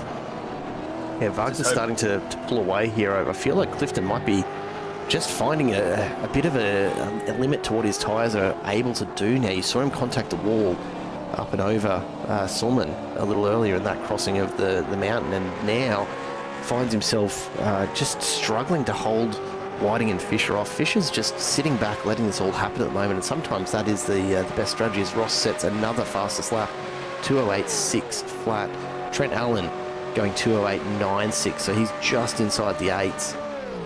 Really the quickest drivers on track at the moment. Whiting is absolutely going to have to fight for this. Clifton's not going to make it easy. It's an interesting choice, isn't it? Defending this hard so early in a 1,000 kilometre race. Understanding, of course, why Clifton's doing it, and any racing driver will. But there's still a long way to go in this before you really need to worry too much about a position here, a position there. And it's costing Clifton his focus on sticking with Stephen Varga up ahead in the quantum racing entry. Yeah, Varga's basically tapped out now. There's a 1 second gap. I think what's happening in Clifton is that he's become so under pressure that he's forgotten about Varga and is trying to stop himself from being passed here by Whiting. As we go, Span, is he going to get it done? Oh, looks like there's going to be a pass done, and Clifton very, very wide, had nowhere else to go. Will Fisher get a shot here, though? That's the real question, because they are basically side by side. Fisher, unfortunately, on the outside of the cutting, he's going to have to back right out of that one. You don't want to go too wide around the cutting. We've seen many incidents in the past where we've had people going too wide at the cutting. It's caused a massive crash. Like, I think the first one I can think of on top of my head was, well, of course, the Ambrose Murphy crash 20 years ago. A classic one, right? Was that 20 years already? It was 20 years. Wow. That feels like yesterday, honestly. I remember watching it as a kid. Yeah, seeing those two... Young man, let's say. Yeah. Yeah. Like, you don't really want to be going too wide. The majority of this, on the top end of this track, just... There's no way to do it. Absolutely no way to do it. It's like maybe McPhillamy Park when you do have a chance, but everywhere else is just super sketchy. Like, I've done a couple of track walks myself for the 6 hour, and I can tell straight away that it looks tight than what you might envision it to be. Yeah, it's Listen, thanks for making me feel, mate. I said watching it as a kid, and then I realised that 20 years ago I wasn't even a teenager anymore. I'd just gotten out of the teenage years at that point. So, look, I think the memory blurs a little bit for all of us as we get on, and you know, you like to think that it was longer ago than that, but yeah, sure enough, it's been a couple of decades. And if memory serves, was that the one where they basically pulled each other out of the car and had a bit of a punch on track? It wasn't really a punch on, but there was some pretty angry words. There was some angry words spat out between the two. Yeah, it was like look up, you know, iconic Bathurst moments, and you will find the Ambrose Murphy 100% kerfuffle on there. Listen, feels old and wasn't even born for that race. You're maybe a week old. Mate. I was six when it happened. There you go. Well, look, let's not talk too much about how old I am these days. I will console myself by knowing that I'm younger than a few of the drivers out here on track today, at least. But I am also slower. Phil Manuel coming in as what looks like the first regular pit stop in the schedule here. He's just made his way on in. Kai Ardley had the pit stop on to 14 to repair that damage, but Phil Manuel coming back out on track now, so double stinting this. That'll be the first one, and I expect we'll start to see some other drivers thinking about it now that we reach the lap 20 mark. That seems to be a pretty good indicator, I expect. First Bathurst memory was the Coulthard flip in 2010. There you go. That was... It had to happen, didn't it? Fisher's been pushing Clifton for so long, and finally a bit of contact. I don't think the pass was on. That was very, very brave there by Fisher. It's just... It's a small line from brave to foolhardy, isn't it? Big dive, and just impatient, really. Yeah. And I expect he'll be getting some notification from the stewards for that one, but we'll wait 100%. And see what race control say. Hard to imagine they won't. No, I think that's a penalty for sure. Like, I get patience is a virtue, but you just don't want to be making stupid mistakes. Even this early in the race, you just don't want to be, you know, losing your cool and saying, you know what, I'm just going to pass you here, if you like it or not. And yeah, just the pass wasn't on, and I do expect to see a penalty come. I don't think I've ever seen a pass on into Forrest Elbow unless someone runs wide like that, and Kai Ardley shows us how you get it done. Really, Galloway just a little late on the brakes, and Ardley forcing his way through. Galloway's going to find himself out of the slipstream here and likely to lose two positions. Hi, hardly side by side, but look at Greg Favell. He wants to get on with it. He's doing a little bit of bump drafting here to try desperately and push Ardley ahead. I don't think he's quite going to get an opportunity, but he's on the inside late on the brakes. Greg Favell goes through, and Bruce Galloway loses 2 spots from that one error coming down at Forrest's elbow. And that's how you do a pass through the elbow. Absolutely. 100%. That's how you race. Like, it was all fair game. There was no contact. Just see what's happened here. Gillo's had a big moment, and as always, that last curb manages to pull it up short of the wall. Saved it. It's not often you see a car actually save it once you clip that outside curb and get a little bit sideways. He's done very, very well to pull it up. Saw it happening early, and thankfully gets it back on track without any damage. 100%. I'm going to use a bit of the skippy terminology here. He was right out sideways at the final corner. Oh, 100%. And manages to save it. Don't really, like you said, don't really have the chance to save a lot of moments when you have a spin, even at Murray's corner, because we've seen many crashes in the races in the past where you would end up hitting the wall after you have a little bit of a spin at the final corner. I just see a bit of another pass here by Buchanan down in the chase. Does he do it? No, he just can't quite get there. Vanderkran's into the pits. So this is starting to happen. A couple of stops being made a little earlier than others. Weisma finally coming in, and he'll be looking to get some damage repaired there, no doubt. A beautiful pit entry, actually. That's one of the cleanest pit entries I think I've seen here at Bathurst. It's a really, really tough one to negotiate, but did that very quickly. Whiting could have a chance here to make a pass coming into Griffins. Does he get it? Yes, he does, but does he pull it up? That's the next question. I made it look pretty easy in the end, and plenty of space given by Vargs.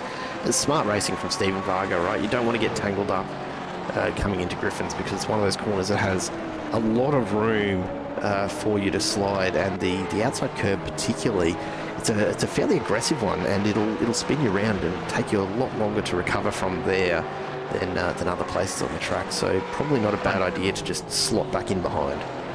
Yeah. Like, and you might, if you have the chance, if you have the tyres and the fuel, you could probably try and get the pass back. But yeah, we'll see. We'll see if he tries push through even further. Say it's a beautiful retro livery by Whiting there. It is. If I'm not mistaken, that's one of yours, isn't it, Isaac? It is. It's the, there you go. Look, without bias, I'll say it's a good-looking livery. Remind me, which one was it? Which livery was it based on again? It's actually last year's Matt Stone Racing SP Tools livery that Cam Hill ran. There you go. Doesn't look half bad as a fishy livery. Rushworth and Houghton swapping it up here back in 28th. Rushworth just giving up the position as Andrew Johnston starts to make his way up. Rushworth really only just out, and full tank and fresh tyres here. He makes his way up the hill, coming in on lap 22. Jordan Williams in Dark Horse Racing back in the pits at the moment as well. Simon Haynes coming in. So the pit stop's starting to flow through. The interesting one for me will be Jordan Ross out in front as he makes his way up the hill. Now that is a lapped car behind him. I think that might be, as a guess, probably Mark Houghton. Yeah, it was Houghton. So, look, just clear air, almost 10 seconds over Trent Allen at the moment. Jordan Ross putting in a huge first stint here. I got to have a look at the entries list to see just who's paired up with.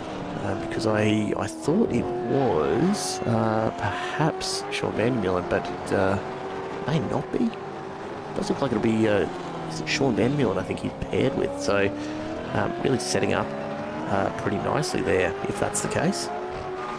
It can't be though, because Van Meulen's out on track in fourth at the moment. So I'll have to check on the entry list, because I can't see Jordan Ross anywhere on there, and that's probably just my old eyes. There we go.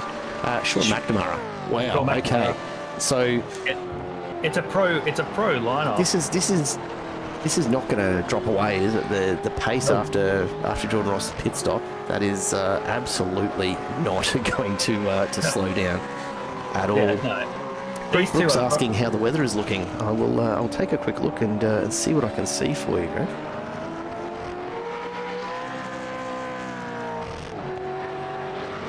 You'll have to bear with us here because, of course, the new UI is not super friendly for a broadcasting perspective for me. Yeah, there's the 5-second penalty. Not surprised to see that one. No, not surprised at all. Looks like just the hint of clouds starting to sneak in around the edges. So I expect that we will potentially see some cloud cover a little later on. Trent Allen in?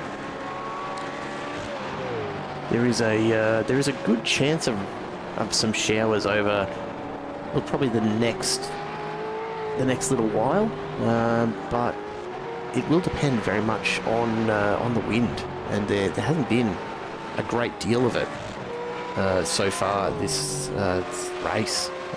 The weather itself looking fairly mild overall. You can see only a 3 km/h breeze. So although there may be some rain clouds out there, they're going to take a very, very long time to actually arrive. That said, you can see them just starting to build over the back of Mount Panorama there. So we'll wait and see if that eventuates to anything, as Matt Vanderkraan finds himself behind Terry Marsh, who's up 12 spots since the start, up into 17th now.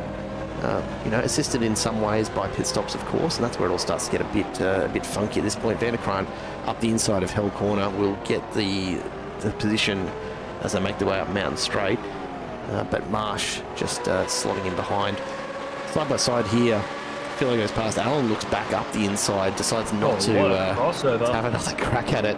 Would have been an interesting one. Side by side here, though, Marsh is on the outside of Vanderkraan, right behind those two. Vanderkraan holds the inside line. That'll get him out in front, and he should be able to hold that position at the very least up and over the mountain itself. Still a few battles going on as we see Ross finally coming in to pit lane at the start of lap 26. Oh, and I think that's Terry Marsh has just crashed. Terry Marsh has had a big moment coming out of the cutting. I'm not quite sure what happened. I looked away for like a quick moment, but it looks like the rear stepped out coming out of the cutting. We're about to see what's happened. I think the rear has stepped out on him, and just a little aggressive on the throttle. Not too much damage, all things considered. Yeah, these cars are like very sensitive when it comes to throttle response. Like the default position is 6, and I'll tell you straight away because I have a left foot. Turn it down. Yeah, turn it down because it's very quick on the throttle, and enough torque will definitely spin you around, and knowing from experience, it is a really frustrating experience. It is, yeah. I always find that myself with these cars. I really do try and drive it with the throttle turned up a bit and learn a bit of throttle control, but it's a big ask. Troy Stone Street enjoying some time out in front, and this time around with the 801 livery loaded up, which he didn't have running in the top 10 shootout session earlier. A very, very good looking car indeed. So he'll enjoy a bit of time out in the lead before he decides to come in for his pit stop. David Coleman and Michael Whiting from Fisher Motorsports up into 2nd and 3rd as the pit stops start to flesh out, and we're seeing a lot of drivers making the call here. Now that's an interesting timing. If you're getting to the end of that tank of fuel, these drivers are going to have a really tough decision to make, because if they're getting 25 laps, then that means they're going to have to maintain a strategy that will actually see them pitting on about lap 150. Now the question is, can they pick up enough fuel and enough laps to actually perhaps extend it and get one less pit stop out of it, because that could be a game changer. It's early days, but what I'm really interested to see are the likes of Stone Street, Coleman and Whiting, just how long it takes them to come in and actually make that stop, because I reckon that could be the strategy. And sure enough, Stone Street in as he finishes up lap 26. I expect David Coleman will probably be in behind him. I would think that I'm not sure if there's a fuel restriction with these cars. Could be, but I think I believe there was a mild restriction placed on the fuel tank here. If memory serves, I think it was about a 91% capacity. I will try and confirm that at some point today, but... so it wouldn't be...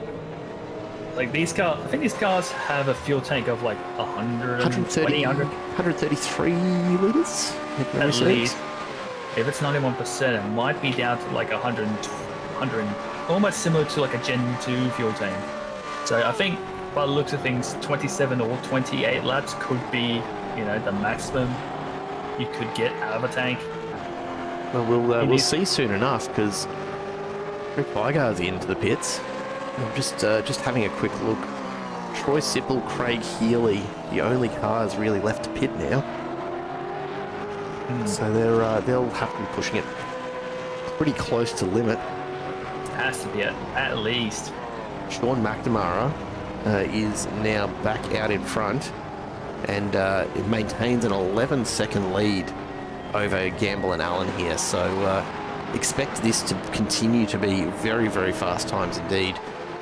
Looking, I don't want to say unstoppable, there's still a lot of racing to go, but Sean McNamara, if he continues the sort of pace that he showed in that shootout, will be very, very tough to reel in here. Scott Gamble and Trent Allen need to make the most of it now in order to try and catch up in any way, shape or form.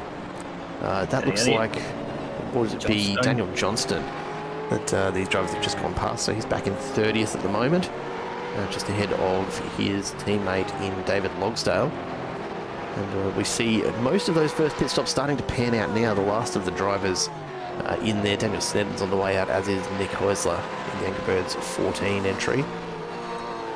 With Sipple, Weston and Barrett still in their pit boxes. But the race order now pretty well determined for the next little while.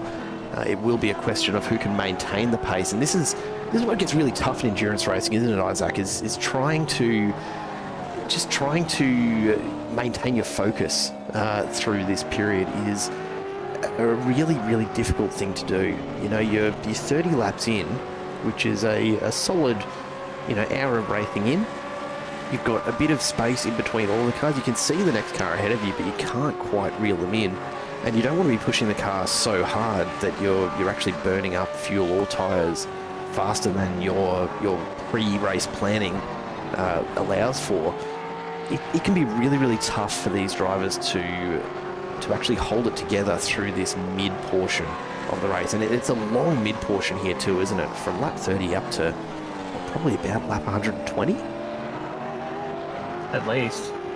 Like at this point, you definitely have settled into a rhythm and just let the race pan itself out. Like we've seen in the past that this is usually like a bit of a lull period in this race where, again, everything is sorted, everything is settled out. We've got multiple strategies going at once.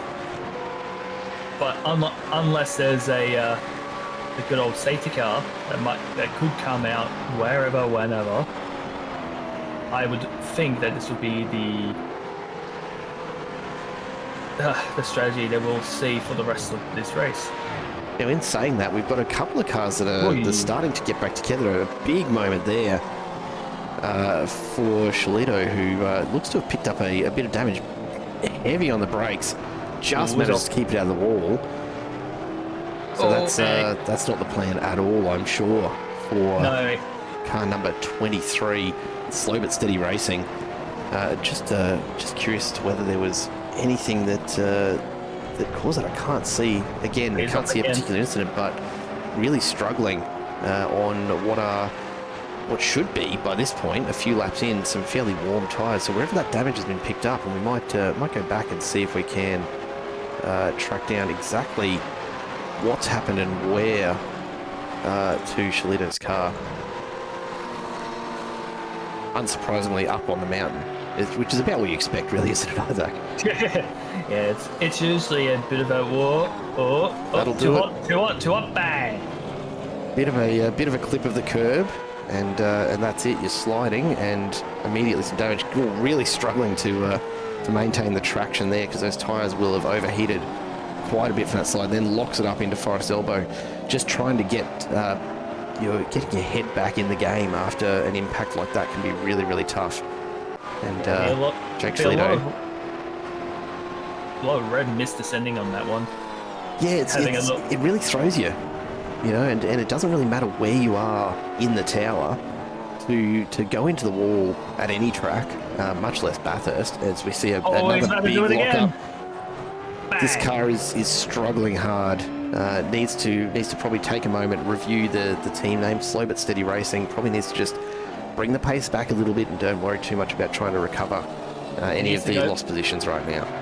Needs to go by the team name, be slow and steady. Yeah, it's a tough thing to do though. Always is. Yeah. Varga gets a bit of a reprieve here as Logsdale pulls into the pits. That's an interesting one. I'm not quite sure why Dean Logsdale is back into the pits there. Maybe unhappy with something in the setup or needing to switch out for some reason. But very unusual time for a pit stop. Yeah, 100%. I don't think he's gone for that long too, in the stint too. So something must have happened in the background that no damage. Yeah, we'll see in the timing tower if the name changes. Be very surprised if there was. Oh, there we go. Yeah, Luke Orman's back in. Actually, no. To be fair, that would be the pit stop there because Luke Orman, of course, had that issue in the opening few laps where the car was disconnected. So. There we go. Just casting your minds back to the start of the race, folks. Luke Orman getting back in to have another crack at the mountain.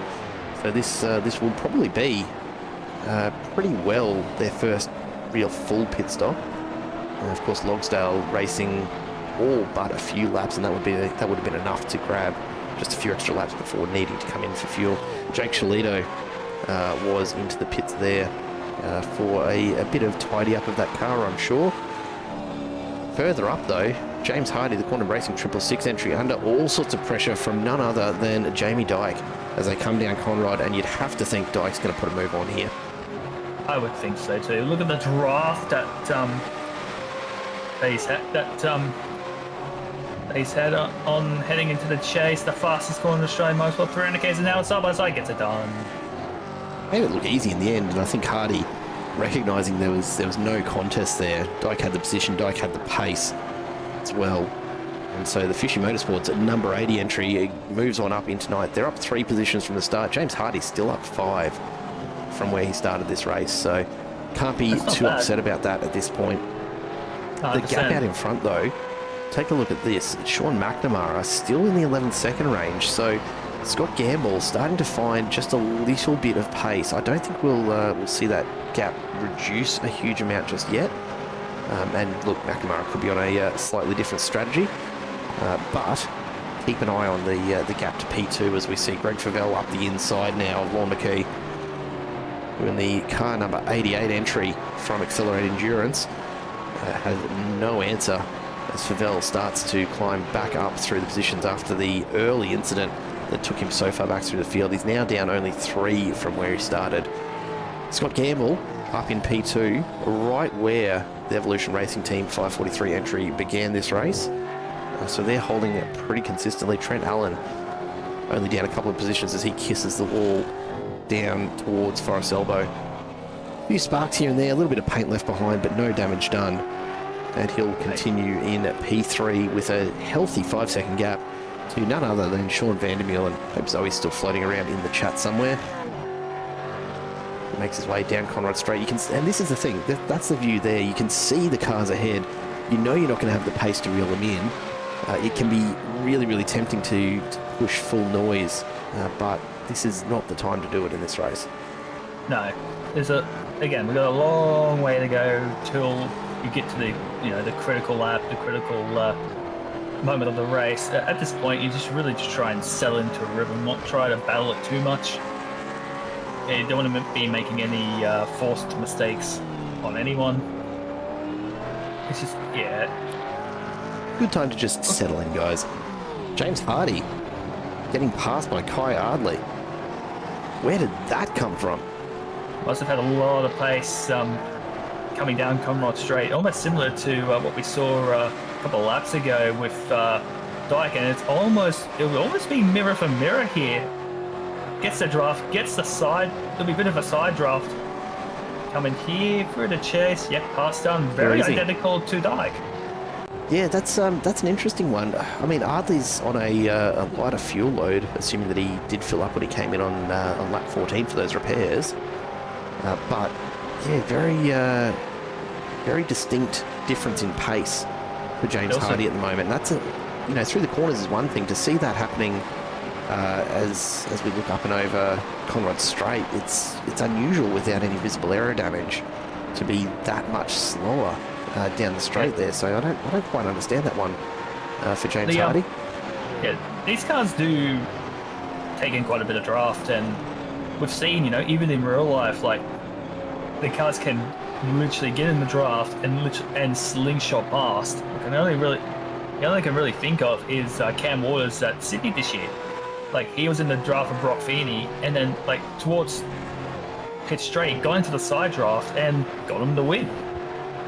One of the narrowest victories in Supercars history.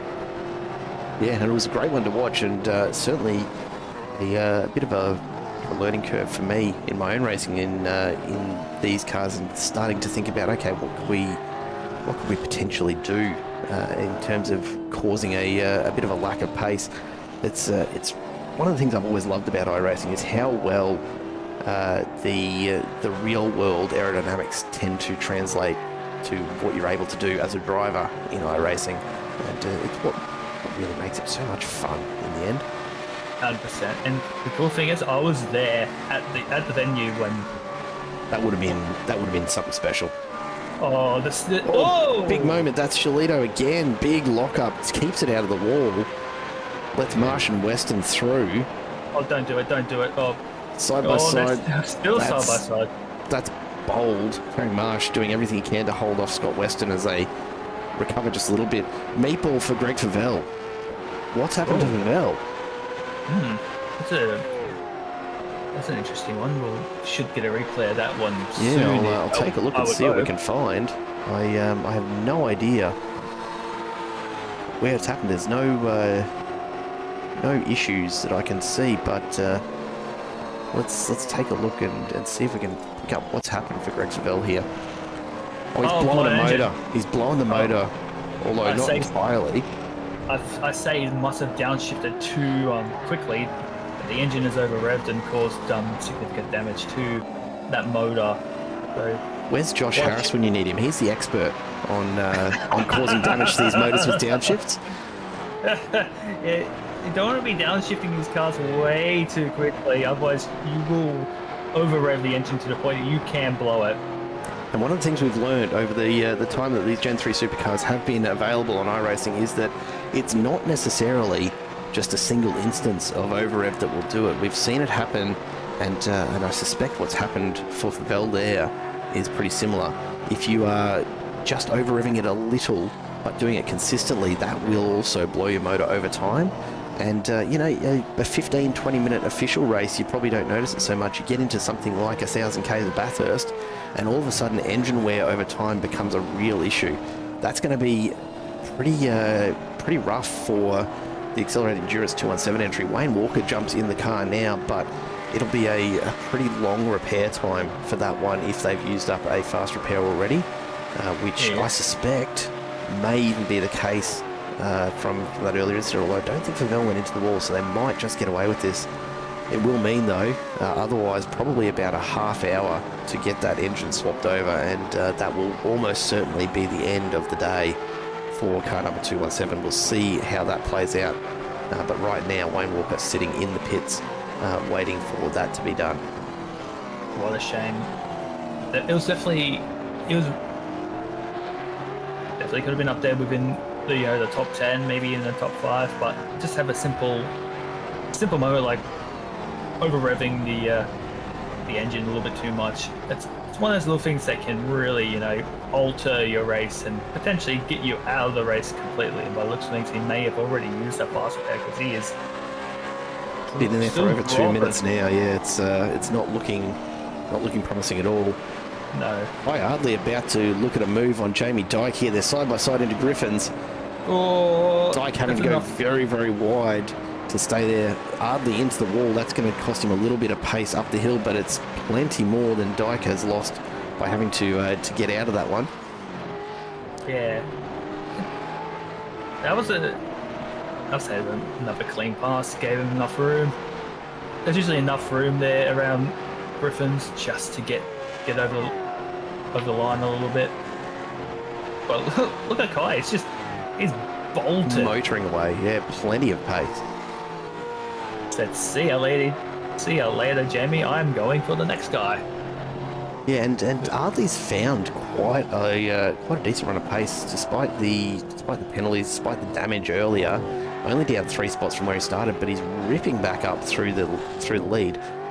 Something to take note of now, though. I've just had a look up the top of the tower. Sean McNamara, I would have to think, is starting to run a bit more of a fuel-saving approach. He's just run a 2-minute 11 lap on 10-lap old tyres. The gap to Scott Gamble has come back to just under 10 seconds. I reckon McNamara at this point is watching that relative between himself and Gamble and just trying to match it rather than continue pulling away. And he'll be taking advantage of whatever fuel saving that kind of delivers at this point in the race.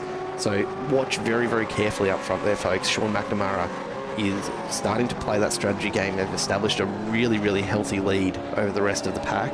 And all they need to do is hold that from here on. They don't need to keep growing that gap because the worst that can happen for them is a safety car. And if a safety car does come out, Isaac, it doesn't really matter whether you're 10 seconds or 10 minutes ahead.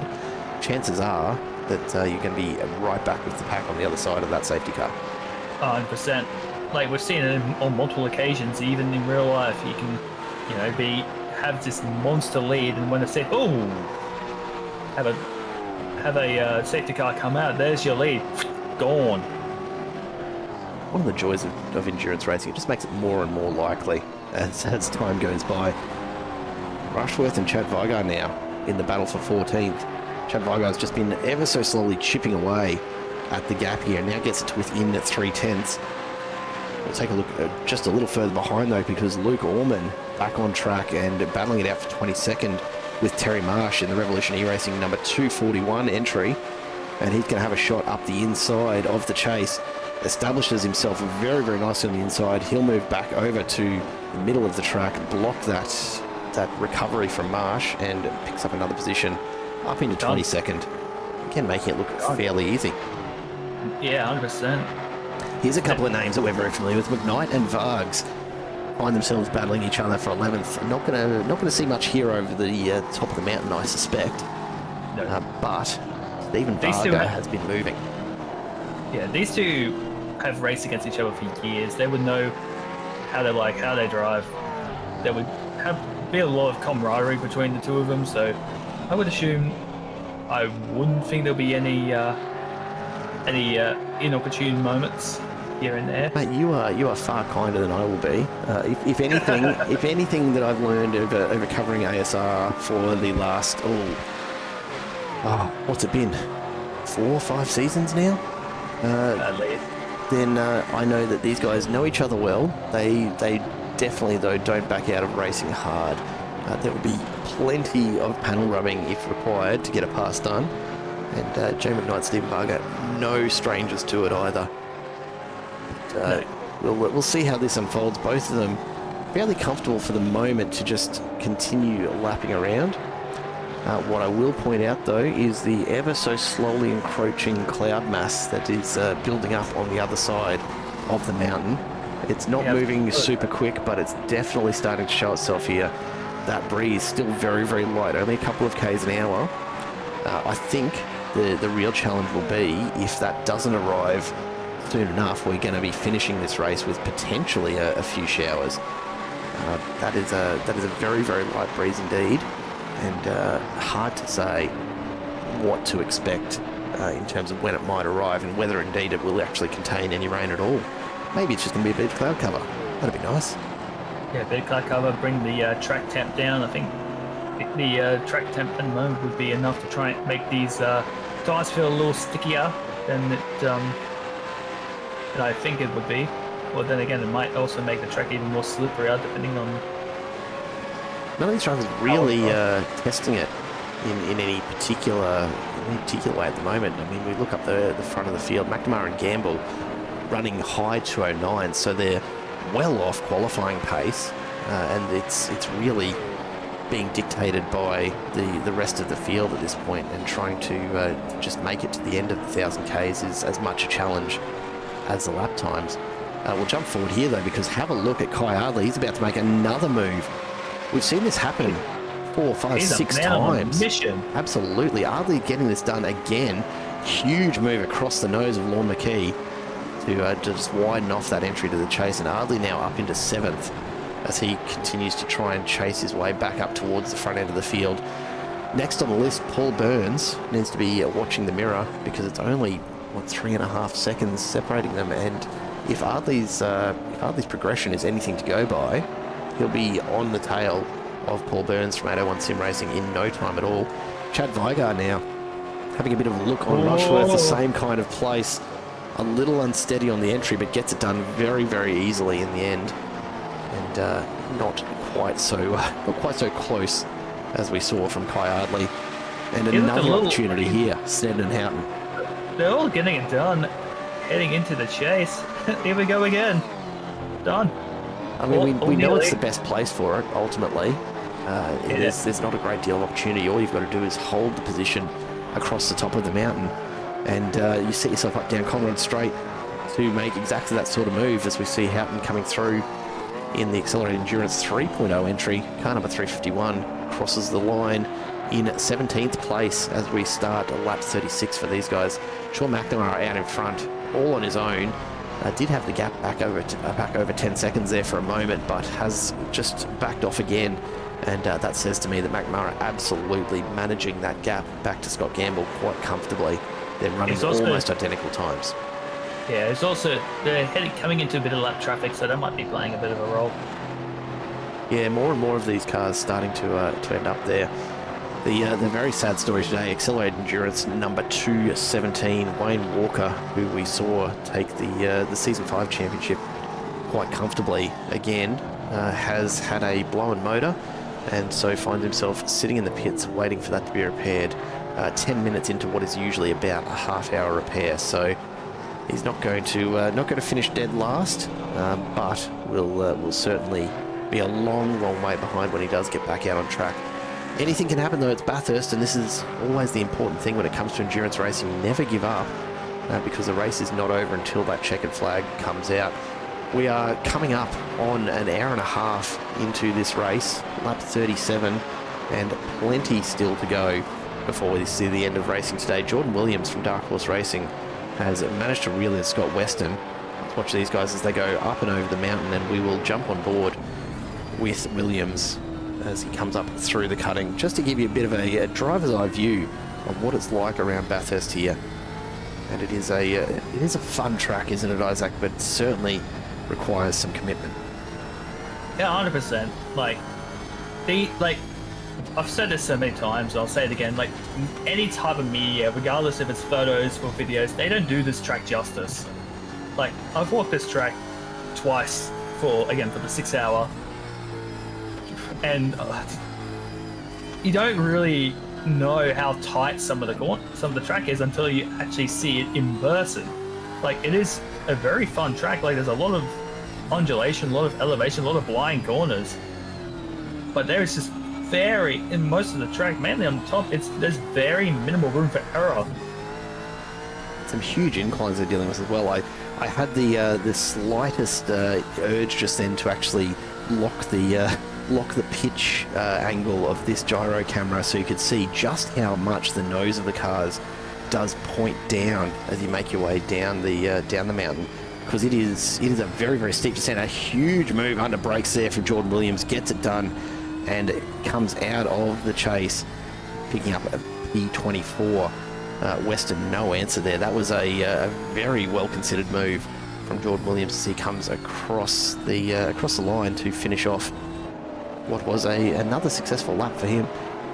It's a really tough one, particularly because as you start that descent of the mountain, you you find yourself having to change your braking style so drastically because all the weight of the car shifts and the amount of braking effort it takes to pull up changes entirely as you fight against gravity. It's so much easier on the way up, honestly, because the hill's trying to help you. But on the way back down, it's a whole different story. Yeah, the hills help uphill, but it hinders going downhill. Like with these cars, you don't really shouldn't be really trying to brake during the corners. But in some cases, like some corners, like the S's and the elbow, he's going to have to really, feather the brakes heading through those corners. And it's so easy to lock a tyre up as well, and if you do that on that downhill run, you can forget about kissing a spot goodbye. You've got to worry about kissing the walls when that happens, because there is no runoff whatsoever. We've said it so many times before, but it bears repeating. Easily one of the most challenging circuits anywhere in the world is Mount Panorama. Oh, this is, like, Mount Panorama is up there, like, same with the, whoa. Jamie Dyke gets it done as McKee runs wide on the exit of the cutting. He had a bit of looks like he was having a bit of a half spin coming into the cutting, so I think he must have either braked too late or just got himself into the marbles. And knowing the offside of the track, you don't really want to be going off into the marbles, even at the cutting, because it can act as like a magnet, really hitting into the outside wall.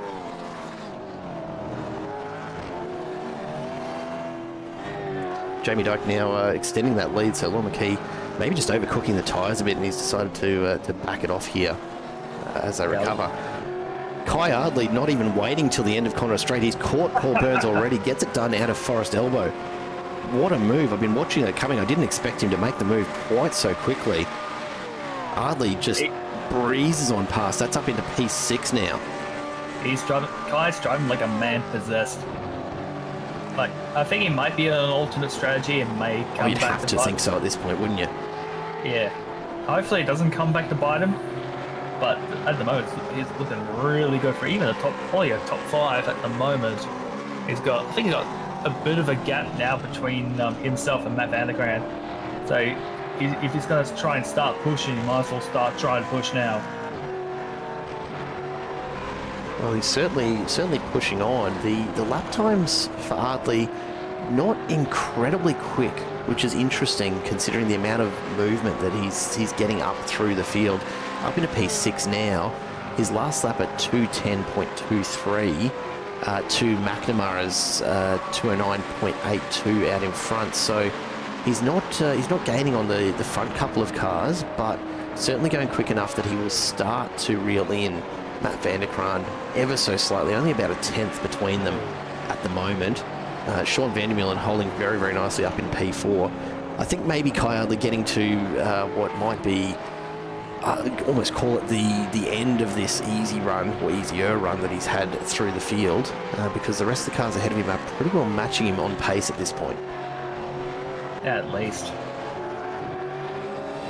A little bell back here. Williams and Marsh now. Behind them Gamble is Scott Gamble. So Sean McNamara's already made it past these two. Scott Gamble's going to want to make his way past as well and not get held up too much, but he'll be quite happy to sit back and let this battle happen. Whoa. As Williams and Marsh trade spots, Gamble will be watching that with great interest and perhaps a little trepidation. As you see, Gamble just losing a little bit of pace there. But in the end, it makes it past Terry Marsh reasonably comfortably. He'll now look to wrap up Jordan Williams as they come around to start another lap. 40 odd laps in here, folks. The story is as follows. Sean McNamara out in front. The 95 Sim Sports entry has led pretty well from the flag drop. Now finds himself almost 11.5 seconds up on Scott Gamble, indeed just passing that mark as we say that. Scott Gamble very, very comfortably holding on to P2 at this stage. Trent Allen has dropped back from pole to be sitting in P3 right now in the Revolution E-Racing car number 243. And then a few moves here and there. Kai Ardley now into the pits, which is an interesting turn of events. It tells us that he's pushing very, very hard indeed and burning through that fuel. So we'll see how that strategy plays out for him. Jamie McKnight and Stephen Varga continue their battle as we come around for them to start lap number 40. This is the battle for P10. There's quite a bit going on at present as we see a few more driver changes starting to happen. The real story for me at the moment, though, is ASR Endurance 217. Popping that motor has taken them well out of contention, and I probably would have expected them to really be in this. You know, Wayne Walker is no slouch behind the wheel of a supercar, but it's going to be very hard to pull back what I expect will be about a half-hour gap, which is pretty painful in the end. Yeah, it's pretty painful. So, yeah, and would be trying to vouch for a couple of safety cars to try and get yourself, maybe just, if they do a wave rounds, they could, you know, gain a lap back on the rest of the field. So, unless they've elected to just call it entirely, which doesn't seem out of the question in my opinion. No, look, if I know one thing about Wayne Walker, it's that he will not be giving up just because he's back there. He'll still want to see this race out, and I think that's the thing about a Bathurst 1000, isn't it? You really don't want to just give it away because of a setback and the fact that you might not win. It's something about completing the race regardless that is just, it appeals, you know. And I'll say from my own experience, the Nürburgring 24 hour was a bit of a bucket list item that I ticked off this year, even though we ended up being not particularly competitive. To say that I've done it is pretty cool. I don't know if I'll do it again. It was a bit of an ask, but to say that we've done it's pretty cool. Folks, we're going to take a very quick ad break, and we will be right back with you after this short message from our major sponsor.